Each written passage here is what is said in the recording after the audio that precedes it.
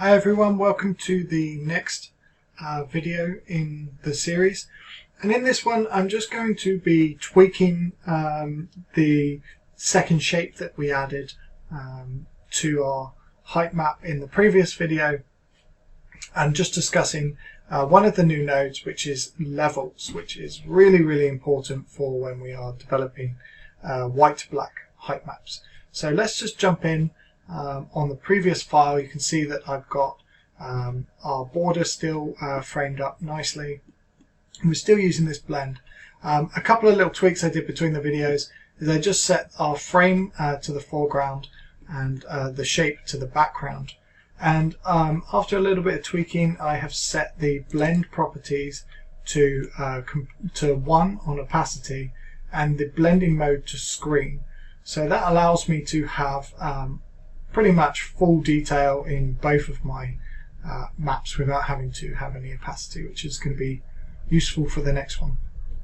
So I know that it's probably really hard to see on the video that this part of our shape actually showing, and that's because it's a little bit weak. So what we're going to do is we're going to add in, so just by pressing space there, a levels map.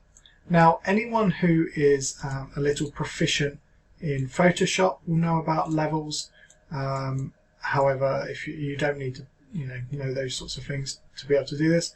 Basically what we're going to do is we're going to use a histogram, which is sort of a visual diagram, to manage how much black to white we're using. So by default, if we look, if we enable the properties for our levels in here, and we've just connected our shape and then into here, and the reason I've connected that straight away is I want to be able to see the 3D output of my changes immediately. So we now have this, and we can see here that we have pretty much full white in the middle, and we go all the way down to full black, and this is reflected at the top. This is the input values here, so we can see that we have full black, we have about mid-tones, and we have full white. Now if I were to start to move this and actually have more of the histogram covered by this white, because I'm sort of it's now here rather than all the way over here, you'll see that there's more white in our 2D version.